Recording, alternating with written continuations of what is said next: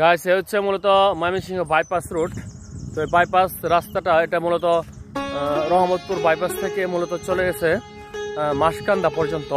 এটা ঢাকার সঙ্গে হাইওয়ে রুট হিসেবে কিন্তু এটা মূলত কি বলে যে সংযোজিত হয়েছে। তো এই রাস্তাটা একসময় খুব ভালো ছিল, মানে এখানে যেমন নিরাপত্তা ছিল তেমন কিন্তু এই এলাকার মানুষ এই রাস্তা হওয়ার দরুন এখানে কিন্তু জমি জমার দাম প্রচুর পরিমাণে বৃদ্ধি পেয়েছে। তো এখন বর্তমানে যে অবস্থাটা হয়েছে এই রাস্তা হওয়ার কারণে কিন্তু মানুষ আতঙ্কে আছে। আতঙ্কটা কেমন, যেমন ধরুন যে এই যে ঈদ গেল, সাম্প্রতিক সময় আমরা দেখলাম যে এই যে 2-3 দিন আগে ঈদের পরে ব্যাপক একটা দুর্ঘটনা ঘটে গেছে। দুর্ঘটনাটা হচ্ছে এখানে কিন্তু ওই আপনার অটো যে আছে ইজি বাইক যেগুলোকে আমরা বলে থাকি, সেই ইজি বাইক কিন্তু ছিনতাই হয় প্রচুর পরিমাণে। যদিও এখানে কিন্তু আপনার ওই যে সৌর বিদ্যুৎ দেওয়া হয়েছে বা লাইটিং সিস্টেম খুবই ভালো করা হয়েছে, কিন্তু তারপরেও এই লাইটিং সিস্টেমের জন্য মনে হয় যে আরো সুবিধা হচ্ছে ইয়াদের ছিনতাইকারীদের আরো সুবিধা হচ্ছে। তার একটা কারণ হচ্ছে যে এখন তো লাইটিং সিস্টেম ভালো থাকার জন্য তারা দেখতে পারে যে ওই দূর থেকে কে আসতেছে বা কোন মোটরসাইকেল আসতেছে বা কোন সিএনজি আসতেছে, তো সেটা দেখে তারা কিন্তু সহজেই দেখা যায় অ্যাটাক করতে পারে। আর আগে তো অন্ধকার ছিল, তখন কিন্তু সিকিউরিটির ব্যবস্থা মোটামুটি ভালো ছিল। তো ঈদের 2 দিন পরে মূলত 2 জনকে কিন্তু মেরে ফেলে রেখেছিল, তাদের অটো নিয়ে গেছিল। তো সেই সব দিয়ে কিন্তু তারা ধরা পড়েছে। পুলিশ ময়মনসিংহের চৌকস পুলিশ টিম তারা মূলত তাদেরকে গ্রেফতার করতে কিন্তু সক্ষম হয়েছে। তো 1 বছর আগেও কিন্তু এই রাস্তাটা দিয়ে সকালবেলা দেখতাম যে প্রচুর মানুষ যাতায়াত করতো।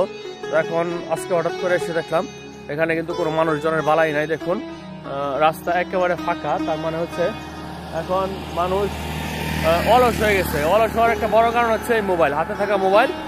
সবাই আপনার ওই গভীর রাত পর্যন্ত ঘুমায়, গভীর রাত পর্যন্ত সজাগ থাকে দেখা যায় যে সকালবেলা ঘুমায়। তো অনেকেই ফজর নামাজে আগে আমরা অভ্যস্ত ছিলাম, এখন কিন্তু ফজর নামাজে অনেকেই পড়েন না। শুধুমাত্র যারা ডায়াবেটিসের পেশেন্ট বা যাদের দেখা যায় হাঁটতে হয় বাধ্য হয়ে, শুধুমাত্র তারা একটু হাঁটাচলা করেন। কারণ এই এখন বাজে প্রায় 7টার মতো, কিন্তু আমি দেখতেছি রাস্তায় কোনো লোকজন নেই, রাস্তাঘাট একেবারে ফাঁকা। দেখুন 2-1টা গাড়ি ছাড়া আর কিন্তু কিছু নেই। তো আমার কাছে মনে হচ্ছে যে আমি একাই মনে হয় শুধু পাপি বান্দা যে হাঁটতে আসছি। তো আগে কিন্তু এই রাস্তা দিয়ে রেগুলারলি হাঁটতাম এবং দেখতাম প্রচুর পরিমাণে মানুষজন কিন্তু এখান দিয়ে চলাচল করতো। তো এখন জানি না কি জন্য, হয়তো বা নিরাপত্তা ইস্যুর জন্যই মানুষজন এখান দিয়ে আর এখন আগের মতো স্বাচ্ছন্দ্যে চলাচল করতে পারছে না।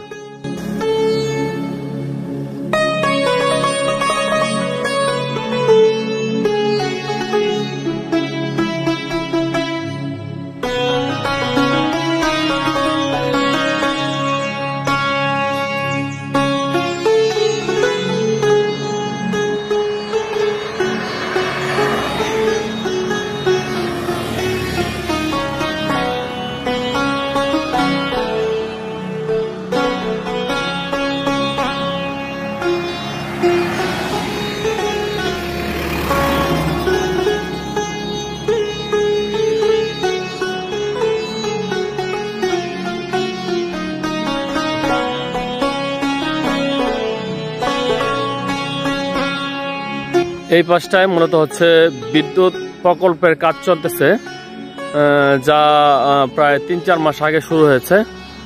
তো বোধ করি যে আরো বছরখানিক সময় লাগবে এই কাজটা শেষ হতে। তো এখানে মূলত বিদ্যুতের স্টেশন নির্মাণ করা হবে বলে শুনেছি। তো এখন এই কাজটা কিন্তু এখানে মোটামুটি একটা পর্যায়ে চলে আসছে, মানে নিচের পাইলিং কিন্তু সম্পন্ন হয়ে গেছে। তো এখানে সিসিটিভির আওতায় রয়েছে। আর ওখানে আমরা দেখতে পাচ্ছি একজন নিরাপত্তা কর্মী যে কিন্তু ঘুমিয়ে আছে। কি করব, মানুষ তো, তাকে তো ঘুমাতে হয়। তো এই যে এই পাশটা একটু নিরাপত্তা, বালির স্তূপ রাখা হয়েছে। দেখতে পাচ্ছেন আপনারা একটা এক্সকেভেটর যেটা মূলত এখানে পড়ে রয়েছে। তো ওই পাশটায় আমরা দেখতে পাচ্ছি যে সিকিউরিটি গার্ড তিনি কিন্তু ঘুমাচ্ছে। তো সকালবেলা এখন